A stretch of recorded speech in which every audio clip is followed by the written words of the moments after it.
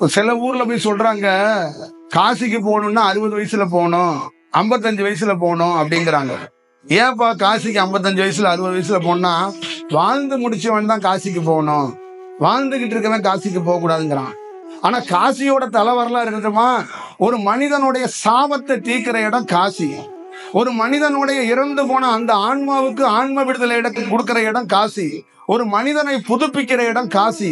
ஒரு மனிதனை நல்வழிப்படுத்துற இடம் காசி.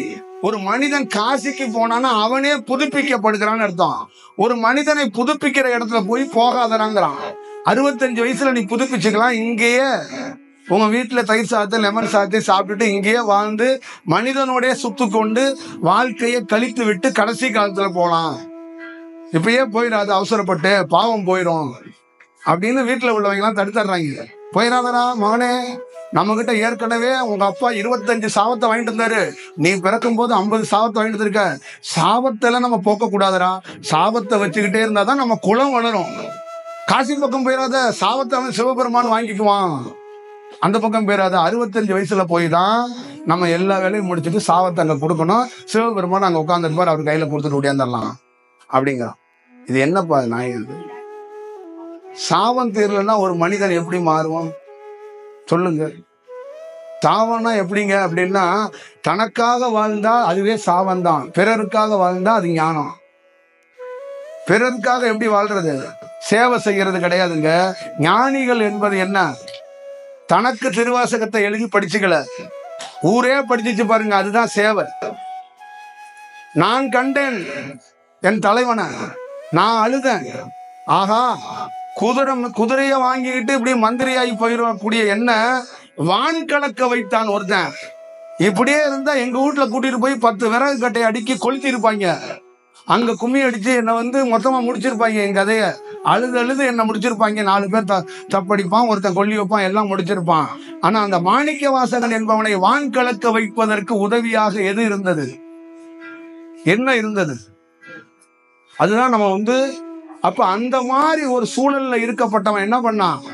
என் போல் நீயும் மாட்டிக்காதடா, தகர கொட்டையில போய் படுத்துக்காத, கொளுத்திடுவாங்க, காம்பரமேசே ஆக மாட்டாங்க, கொளுத்திடுவாங்க. அப்ப வான் கலக்கணும்னா இத படி, இத பாரு, இதோட போ, ஒரு வேலையை செய் அப்படின்னு இந்த பக்கம் சொன்னார். வடலூர்ல இருக்கிறவர் இன்னொரு வழியில சொன்னார், அருணகிரி இன்னொரு வழியில சொன்னார். இந்த மாதிரி ஒவ்வொருத்தரும் ஒவ்வொரு வழியை எதற்கு காட்டினாங்கன்னா, மனித குலமாக பிறக்கப்பட்ட ஒவ்வொரு மனிதனும் மேம்பட வேண்டும், ஒரு ஞானியாக, ஒரு புனிதமாக, ஒரு கங்கையாக ஒரு ஆணோ பெண்ணோ மாறணும். இதுதான் விஷயம். இதை மாறுவதற்காகத்தான் இவ்வளவு பெரிய வடிவத்தை கொடுத்தார்கள். நீங்கள் அது இல்லாமல் கோயிலுக்கு வந்து மாலையை போட்டு புனிசாதத்தை தென்ன சுத்தி சுத்தி சுத்தி சுத்தி சுத்தி சுத்திக்கிட்டே போயிட்டீங்க. எத்தனை முறை தான் நீங்க சுத்துவீங்க? எத்தனை ஆண்டுகளுக்கு தான் சுத்துவீங்க? அவனே சொல்றான், உடம்பில் சுத்தி கிடக்கின்ற நரம்புகளை சரி செய்டா, மௌனமா இருந்தனா அது உனக்கு தெரியும்டா. சுத்த வேண்டியது இது இல்ல, உள்ளடா. அறிய வேண்டியது வெளியில இல்லடா, உள்ளடா. அது எல்லாம் உள்ள இருக்கு. ஒரு பெரும் செயல், பெரும் மாற்றத்தை நீ சந்தித்தே தீருவாய் என்று பல்வேறுபட்டவர்கள் சொல்லிவிட்டார்கள். நம்ம ஆளுங்க எல்லாமே அதுக்கான டைம் இருக்குங்க. அந்த டயத்துல போய் நான் என்ன பண்ணுவேன்னா, கரெக்டா போய் அதை பிடிச்சிருவேன். அது ஒரு கயிறு மாதிரியும் அது எல்லா வேலையும் முடிச்சுட்டு போய் அந்த சரியான சந்தர்ப்பம் வரும்போது இறைவனை போய் பிடிச்சிருவேன், இறைவன் எனக்காக ஹெல்ப் பண்ணுவாரு அப்படிங்கிறாங்க. அப்ப இறைவனை பிறந்த குழந்தையிலிருந்து நம் கடைசி முதியவராக இருக்கிற வரைக்கும் ஒரு நிமிடம் கூட அகலாமல் பிடித்து கொள்ள வேண்டும். எந்த நேரத்துல வேணாலும் நமக்கு மாற்றம் நடக்கும். அகலாம பிடிச்சிருந்தா ஒரு நாள் என்ன பண்ணுவான்? பக்தியாக இருக்கிற உன்னை சக்தினா என்னன்னு காட்டி கொடுப்பான். விபூதி பட்டன் வெளியில அடிக்கிறல்ல, வெளியில அடித்த உன்னை பார்த்து என்ன சொல்றான்? பக்தருங்கிறான். அவன் என்ன சொல்றான்? டே, உனக்குள்ள சித்தர் ஒருத்தர் இருக்கிறாரா, எனக்குள்ள எப்படிங்க சித்தர் இருப்பாருன்னா, நீ வெளியில விபூதி பூசின பாரு, உள்ளதான் நான் படுத்திருக்கேன். நான் படுத்திருக்கிற இடத்துல தாண்டா நீ விபூதியை பூசியிருக்க. நீ விபூதி பூசியிருக்க இடத்துல தாண்டா நான் படுத்து பல நாளா தூங்கிக்கிட்டு இருக்கேன். நீ கவனிக்கலையா? நான் இருப்பதை வெளிக்காட்டுவதற்காக தான் நீ பட்டை அடிச்சிருக்கிற, நாமத்தை போட்டிருக்க. இதெல்லாம் என்ன? நான் இருக்கும் இடம். அப்ப அந்த இடத்துல இருந்து நான் வெளிப்பட வேண்டும் என்றால் நீ ஒரு நாள் என்னை அகலாமல் பிடித்துக்கொள். ஒரு பெரிய செயல் வடிவத்தை நீ அனுபவித்து விடலாம், மாற்றத்தை கிடைத்து விடும். அப்படி என்பதற்காகத்தான் பல ஞானி சொன்னால் நமக்குள்ளே ஒரு பேர் ஒளி இருக்கிறது, நமக்குள்ளே ஒரு வெளிச்சம் இருக்கிறது. அப்படி என்பதை அந்த உண்மை தன்மையை காட்டி கொடுத்தான். ஒரு காலமும் மாணிக்க வாசகன், அருணகிரி, வள்ளல் பெருமானெல்லாம் தன்னை கும்பிடு, தன்னை பாரு, தன்னை நோக்கு, தனக்காக வா என்று சொல்லவில்லை. உன்னை நோக்கு, உன்னை பாரு, உனக்காக வாடு, உனக்காக செயல் செய். உனக்குள்ளே ஒன்று இருக்கிறது, அதை அறி. நான் எப்படி அறிந்தனோ, நான் எப்படி இறைவனை அடைந்தனோ, நான் எப்படி இறைவனோடு கலந்தனோ, அதுபோல் நீ கல. அதுதான் நான் வந்ததற்கு பயன். நான் எதற்காக வந்தேன்? கடவுளை பரப்ப, மதத்தை பரப்ப, துண்டூரியம் செய்ய வரவில்லை. நான் ஒன்று கண்டேன், நான் ஒன்று பார்த்தேன், அதே நீ பார். உனக்குள்ளே இருக்கிறது, அதை பார்க்காமல் போகாதே. பார்க்காமல் போனால் மனித செயலாக போய்விடும். பார்த்தவனை ஞானி வணங்குவான், பார்க்காதவனை சக மனிதன் வணங்குவான். பார்த்தவனை ஞானி துளசி விபூதியை போட்டு இறைவனிடத்தில் ஜீவ சமாதி வைப்பான். ஆனால் பார்க்காதவனை மனிதன் தூக்கி கொண்டு போய் வாக்கரிசி போட்டுருவான். இதான் வித்தியாசம். அப்ப இறந்த இடத்தில், மனிதன் இறந்த இடத்தில் எந்த ஞானி செய்தான் கடமை? எந்த ஊரில் ஒரு மனிதன் இறந்து போனதுக்கு அந்த செயல் வடிவத்தை எந்த ஞானி வந்து செய்ய வந்தான்? செய்ய வரலை. ஆனால் ஒரு ஞானிக்காக பல்வேறுபட்ட அதிசயங்களை நிகழ்த்தி இருக்கிறது, பல்வேறுபட்ட அற்புதங்களை நிகழ்த்தி இருக்கிறது. இந்த வடிவம் எல்லாம், இந்த செயலெல்லாம் சாதாரண விஷயம் அல்ல. இதெல்லாம் எதற்காக இங்கு பேசப்பட வேண்டும், எதற்காக சொல்லப்பட வேண்டும் என்றால், 100% இந்த ஆலயத்தையோ சிவனையோ இந்த பிறப்பில்ல, இன்னும் எத்தனை பிறப்பெடுத்தாலும் சிவனை எவனாலும் பரப்ப முடியாது, புகழ முடியாது. சிவனிடம் எதுவும் எவனும் செய்துவிட முடியாது, அடங்க முடியாத, அடக்க முடியாத, அளவிட முடியாத ஒரு பேர் சக்தி கொண்டவன் சிவன். ஆனால் இங்கே நாம் சொல்வது எல்லாம், என்றாவது ஒரு நாள் மனிதனாக பிறக்கப்பட்டவன் தனக்குள் இருக்கின்ற நிஜத்தை தெரிந்து கொண்டால் அவன் தெளிந்த நீரோடையாக ஆகும்போது பல மனிதனுக்கு உபயோகப்படுகிறான், அவன் வரலாறாக மாறுகிறான். நீங்கள் இறந்ததுக்கு அப்புறம் உங்க ரேஷன் கார்டுல இருந்து பேரை தூக்கி எறிஞ்சிருவாங்க, தூக்கி போட்டுருவாங்க. அதுக்கப்புறம் ஒண்ணும் இருக்காது. ஆனால் ஒரு ஞானியாகப்பட்டவன் அவன் இறந்ததுக்கு அப்புறமும் ரேஷன் கார்டு கிடையாது. எந்தெந்த ஊர்ல கோயில் எல்லாம் அவன் பேர் எழுதப்பட்டிருக்கும். ராமேஸ்வரத்துல பாம்பன் சாமி பிறந்தாரு, எத்தனையோ முருகன் கோயில்ல அவருடைய பேரும் அவருடைய படமும் இருக்கு. காரணம் என்ன? அவர் தொண்டு செய்யலங்க, அவர் தன்னை உணர்றதுக்கான வேலையை செய்தார். தொண்டு லெமன் சாதம் வாங்கி கொடுத்து சோறு போட்டதுனால ஒருத்தனுக்கு செலவழிக்க மாட்டாங்க. தன்னை உணர்ந்தால் அவன் வணங்கப்படுவான். இப்ப இங்க இருக்கிற அத்தனை பேரும் என்னைக்காவது உங்களை ஏதாவது ஒரு கோயில்ல உங்க முகத்தையோ உங்க பேரையோ பார்க்கணும். அதுக்கு ஒரு வேலை செய்யுங்கன்னு தான் நான் உட்கார்ந்து இதை செய்யறேன். புரியுதுங்களா? உங்க வீட்டுல இறந்ததுக்கு அப்புறம் உங்க வீட்டுல இருக்கிற பிள்ளைகளே உங்க போட்டோவை மாட்டாது.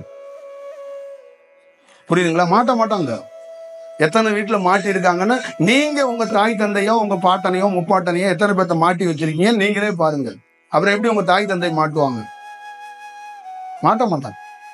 நம்ம யாரை மாட்டுவோம்னா நமக்கு பிடிச்ச தலைவர், நமக்கு பிடிச்ச தலைவி, அவங்க போட்டாலாம் தெரியாது மாட்டியாத வச்சிருக்கோம். நம்ம முன்னோர்களை மாட்ட மாட்டோம், இதெல்லாம் நம்ம செய்ய மாட்டோம். சில பேர்கள்ட்ட இந்த முன்னோர்களை ஏன் மாட்டலை அப்படின்னா அவங்க பேயா வருவாங்க. சரி, பக்கத்துல தலைவர் இருக்காரு, அவர் பேயா வர மாட்டாருன்னா அவனு செத்து போயிருக்கான். அவர் தலைவர் இல்ல, தலைவர்னா ஸ்பெஷல் பேயாது இல்ல. என்ன மாதிரி பேயாது? தாத்தா பேயா வருவாராம், தலைவன் பேயா வர மாட்டானா? பேய் மேல் காதல், தலைவன் செத்ததுக்கு அப்புறமா காதல், ஆனா தாத்தா மீது காதல் இல்லை. இதுதான் மனித செயல். அப்ப யார் பெற்ற பிள்ளை அருணகிரி? எத்தனை வீட்டுல அருணகிரியோட படம் இருக்கு. யார் பெற்ற பிள்ளை மாணிக்க வாசகன்? எத்தனை வீட்டுல இருக்கு. அந்த மாதிரி நீங்க யார் பெற்ற பிள்ளைன்னு தெரியாது. நாளைக்கு ஞானி ஆகி போனா எவனோ ஒரு பிள்ளை உங்க போட்டோவை தூக்கிட்டு அலைவான். இதான் விஷயம், இதான் ஞானம். இதான் உண்மையான தியானம், இதான் வரலாறு.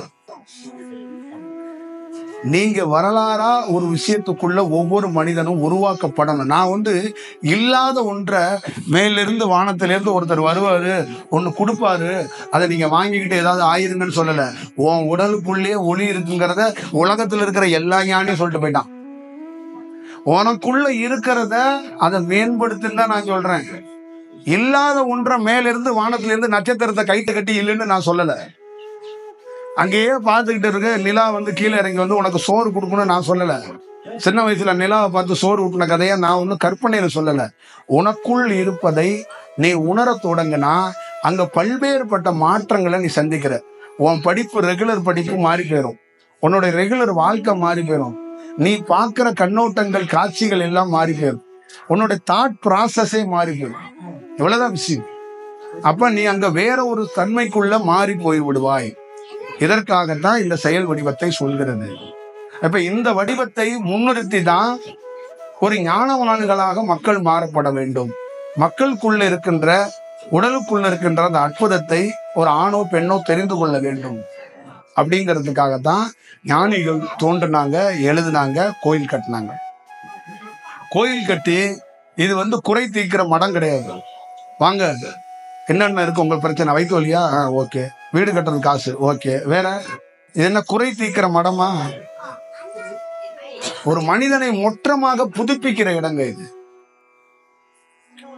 இதுதான் இது. 1000 பேர் உள்ள வர்றாங்கன்னா 2 பேர் முத்தி கேட்பான், 2 பேரு தியானம் கேட்பான், 2 பேரு ஞானம் கேட்பான், பாக்கி எல்லாரும் பொருள் தான் கேட்பான். நான் வாழணும் இல்லம்மா.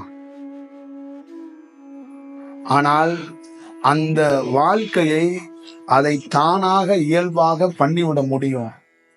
இது கேட்கிற இடம் இல்ல. இது கேட்டு கொடுக்கிறவர் பேர் கடவுள் கிடையாது. கேட்டு கொடுத்தா அவன் மனுஷன், கேட்காம கொடுத்தாதான் அவன் கடவுள். கடவுள்னா அறிந்து செய்யறவன், மொழி பார்த்து வேலை செய்யறவன் கிடையாது, அந்த உணர்ந்து வேலை செய்யறவன். இந்த ஆன்மாவுக்கு என்ன கிடைக்கப்படணுமோ அது கொடுக்கப்படும், அது கிடைக்கப்படும். அவ்வளவுதான் விஷயம். இப்ப கடவுள்கிட்ட போய் நீ கேட்க வேண்டியது இல்லை. அவர் உன்னுடைய நீ கேட்காம படுத்து கிடந்திருப்பான் நிறைய பேர். அவனுக்குள்ள ஒரு பரவசமான நிலை வந்துடும். ஒருத்தன் தூங்கிக்கிட்டே இருந்தான், ஒரு பெரிய நல்ல பாம்பு நின்றுச்சு, அவன் மேலேயே படுத்துருச்சு. அப்புறம் இந்த பக்கம் படுத்துச்சு, அப்புறம் அந்த பக்கம் படுத்துச்சு. அவன் இப்படியே விட்டுட்டான். அப்புறம் 2 நாள் 3 நாள் 10 நாள் ஆணுச்சு. அந்த நல்ல பாம்போடய வாழ ஆரம்பிச்சுட்டான். கட் பண்ணா அவர் பெரிய கோவிலை கட்டி அது ஒரு பெரிய செயலாகி அது இன்னைக்கு பல ஆயிரம் கோடிக்கு சொத்தாகி போச்சு. புரியுதுங்களா? அப்ப அவன் எதுவும் கேட்கல. நல்ல பாம்பு எனக்கு கொஞ்சம் காசு கொடு, எனக்கு இதுதான், நான் போய் சைட்ல முட்டையும் பால் வாங்கிட்டு வந்து வைக்கிறேன்லாம் சொல்லல. அந்த ஈர்ப்பு தன்மை தானாக வந்துவிடும். லக்குல தான் நடக்காது இறைவன்ட்ட, அது இயல்பாக நிகழும். அப்ப இறைவன் அப்படிங்கிறவன்ட்ட கேட்கவே கூடாதுங்க. கடவுளை அடையணும், கடவுளை அறியணும், கடவுள்கிட்ட போகணும், கடவுளை தெரிஞ்சுக்கணும்னா ஃபர்ஸ்ட் ஸ்கீமே கடவுள்கிட்ட கேட்க கூடாது. கடவுள் என்ன பைனான்ஸ் கம்பெனி வச்சிருக்கிறாரு? வாங்க வாங்க வாங்க, இந்தங்க இந்த டிக்கு, இந்தங்க இந்தங்க இந்தங்கன்னு கொடுக்கறதுக்கு அவர் என்ன 100 நாள் வேலைக்கு சம்பளமா போட்டுட்டு இருக்காரு உட்காந்து? உணர்ந்து அறிந்து வேலை செய்யறவன் தாங்க கடவுள். யாருன்னு பார்க்க மாட்டான், பேர் பார்க்க மாட்டான், ஜாதி பார்க்க மாட்டான், மொழி பார்க்க மாட்டான். அந்த உணர்வுன்னு சொல்லுவாங்கல்ல, உயிரை பார்த்து இந்த ஆன்மா பெறப்படுத்திருக்கு, இந்த துன்பம் இருக்கு, இதுக்கு ஒரு வேலை செஞ்சு கொடுக்கணும். அப்ப அவன் என்ன பண்ணுவான்? சுவாசம் வழியாக உனக்கு ஒரு வேலையை செய்வான். அப்ப என்ன ஆகும்? நீ ஒரு வேலைக்கு போகணுங்கும் போது அந்த எந்த வேலைக்காக நீ போறியோ அவனு சுவாசத்துக்குள்ளேயும் போய் உனக்கு ஏத்த மாதிரியே அவன் சாதகமாக பேசுவான். அப்ப அது என்ன சொல்லுவாங்கன்னா, நமக்கு ஏத்த மாதிரி சிங்க்ல இருக்கிறாரு, நான் சிங்க்ல இல்லை. இன்னைக்கு நான் இன்டர்வியூ நல்லா அட்டன் பண்ணேன், நல்ல எக்ஸாம் எழுதினேன், என்ன அறியாமே நல்லபடியா ஒரு வேலை நடந்துச்சு அப்படின்னு நம்ம சொல்றதுக்கு அந்த பாசிட்டிவ் வைப்ரேஷன்ங்கிறதுக்கு அந்த வேலையை உருவாக்கி கொடுப்பாங்க. இதுதான் அதுக்குள்ள இருக்கின்ற செயல் வடிவம். ஒரு ஞானியை பார்க்கறதே, ஒரு தவம் பண்றவங்களை பார்க்கறதே என்னன்னா, தன்னுகிட்ட இருந்து இருக்கிற தன்மை மாறு, செயல் மாறு. இதுதான் வடிவம். அவர்கிட்ட இருந்து நம்ம எதை கத்துக்க போறோம், எதை பண்ண போறோம்னா, நம்மளுடைய உடல்ல இருக்கிற உடலே பருவ மாற்றம் அடையும். அந்த உடல் பருவ மாற்றம் அடையும் போது ஒரு மனிதன் மேம்படுகிறான்னு அர்த்தம். இதுதான் விஷயம். அப்ப சுவாசம் 2 மூக்கு துவார வழியா சுவாசம் போறதுல அது மேம்பட்ட ஒரு நிலைய மாற தொடங்கிடும். அதுக்கான வடிவம் கிடைக்கும். அதுதான் விஷயம்.